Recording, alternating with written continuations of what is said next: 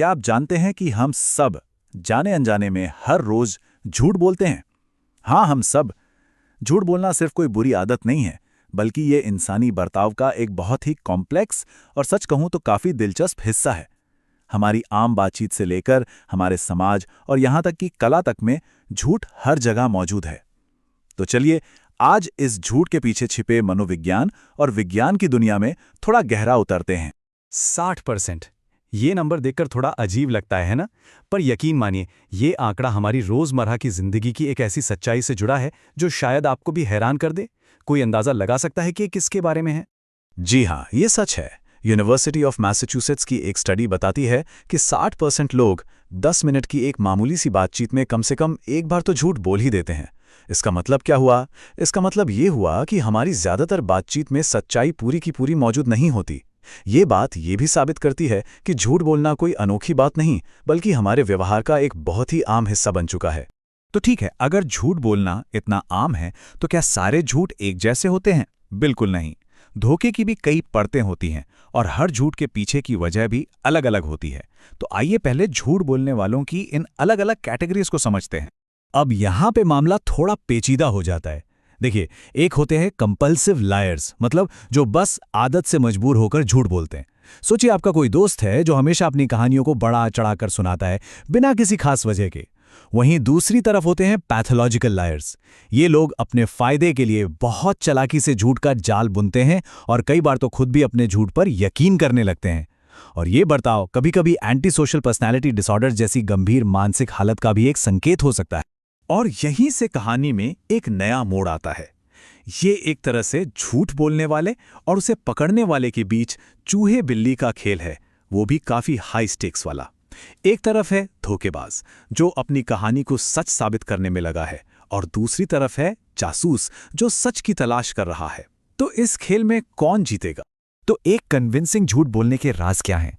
देखिए, सबसे पहला और सबसे जरूरी राज है अपने झूठ पर खुद यकीन करना। कहानी को एकदम सिंपल रखना, उसमें थोड़ी बहुत सच्चाई मिला देना, आंखों में आंखें डालकर बात करना, और सबसे जरूरी अपनी कहानी पर हमेशा टिके रहना। जो माहिर धोखेबाज होते हैं ना, वो इन्हीं तकनीकों का इस्तेमाल करते हैं। लेकिन आप कितने भी माहिर क्यों ना बन जाएं, आपका शरीर अक्सर सच उगल ही देता है। आपके चेहरे पर पल भर के लिए जो माइक्रो एक्सप्रेशंस आते हैं, मतलब वो छोटे छोटे भाव जो 1 सेकंड के छोटे से हिस्से में आकर चले जाते हैं, वो आपकी असलियत बता सकते हैं। और ये ऐसी शारीरिक प्रतिक्रियाएं हैं जिन पर हमारा कोई कंट्रोल नहीं होता। तो शरीर के वो कौन से इशारे हैं जो एक झूठे को पकड़वा सकते हैं? जैसे बार बार चेहरे या नाक को छूना, बेचैनी में पैर हिलाना या फिर मुठ्ठियां भींचना। इसका एक बहुत मशहूर उदाहरण है बिल क्लिंटन का। उन्होंने अपनी गवाही के दौरान 1-2 बार नहीं, बल्कि पूरे 26 बार अपनी नाक को छुआ था।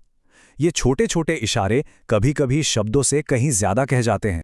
जब इंसानी आंखें इन छोटे छोटे इशारों को पकड़ने से चूक जाती हैं, तब हमने सच को बाहर लाने के लिए किसका सहारा लिया? जाहिर है, टेक्नोलॉजी का। और इस मैदान का सबसे मशहूर खिलाड़ी है पॉलीग्राफ, जिसे हम सब लाई डिटेक्टर मशीन के नाम से जानते हैं। वैसे झूठ को पकड़ने की ये कोशिश कोई नई नहीं है। इसका इतिहास तो हजारों साल पुराना है। सोचकर देखिए, प्राचीन चीन में संदिग्धों को सूखे चावल चबाने के लिए दिए जाते थे, ये देखने के लिए कि घबराहट से किसका मुंह सूख रहा है। और उस दौर से लेकर आज के डिजिटल पॉलीग्राफ सिस्टम तक सच को उजागर करने की हमारी खोज लगातार चलती ही रही है। तो ये मशीन आखिर काम कैसे करती है? देखिए, आसान शब्दों में कहूं तो ये आपके शरीर में होने वाले छोटे छोटे बदलावों को मापती है। जब आपसे सवाल पूछे जाते हैं तो मशीन आपकी सांस लेने की रफ्तार, ब्लड प्रेशर और पसीने जैसी चीजों को रिकॉर्ड करती है। फिर परीक्षक कुछ कंट्रोल सवाल पूछता है, जैसे क्या आपका नाम एक्स है, जिनके जवाब उसे पता होते हैं, और फिर उनकी तुलना असल सवालों पर आई आपकी शारीरिक प्रतिक्रिया से की जाती है। लेकिन यहाँ सबसे बड़ा सवाल यह है कि क्या पॉलीग्राफ पर पूरी तरह भरोसा किया जा सकता है? इसके जो समर्थक हैं वो कहते हैं कि ये 98% तक सटीक है, लेकिन इसके आलोचक मानते हैं कि इसकी सटीकता 60% से भी कम हो सकती है। वजह? क्योंकि एक शांत और ट्रेंड इंसान मशीन को भी धोखा दे सकता है। तो क्या हम वाकई एक ऐसी मशीन पर भरोसा कर सकते हैं जिसे धोखा दिया जा सकता है? अभी तक हमने झूठ को एक धोखे या एक कमी के तौर पे ही देखा है, पर क्या हर झूठ वाकई बुरा होता है? चलिए अब एक बिल्कुल अलग नजरिए से सोचते हैं और झूठ को एक कला की तरह देखते हैं। महान दार्शनिक प्लेटो ने नोबल लाई यानी कुलीन झूठ की बात की थी। ये कुछ वैसा ही है जैसे माता पिता बच्चों को सांता क्लॉज की कहानियां सुनाते हैं। एक ऐसा झूठ जो किसी को नुकसान नहीं पहुंचाता, बल्कि खुशी और समाज में एक अच्छा माहौल बनाए रखने के लिए कहा जाता है। प्लेटो का मानना था कि एक स्थिर समाज बनाने के लिए ऐसे मिथक जरूरी हो सकते हैं। और फिर आते हैं ऑस्कर वाइल्ड, जो इस पूरी बहस को एक बिल्कुल नया और शानदार मोड़ देते हैं। उनके लिए झूठ सिर्फ समाज चलाने का एक तरीका नहीं, बल्कि कला और क्रिएटिविटी की असली बुनियाद है। उनका मानना था कि कला का काम असलियत की नकल करना नहीं, बल्कि असलियत से भी ज्यादा सुंदर कुछ बनाना है, भले ही वो एक झूठ ही क्यों ना हो। और हम आपको इसी एक सवाल के साथ छोड़कर जा रहे हैं। अगर कोई झूठ दुनिया में खूबसूरती बिखेरता है या समाज में शांति लेकर आता है, तो क्या उसे सच और झूठ के साधारण पैमानों पर तौलना सही है? इस पर सोचिएगा जरूर।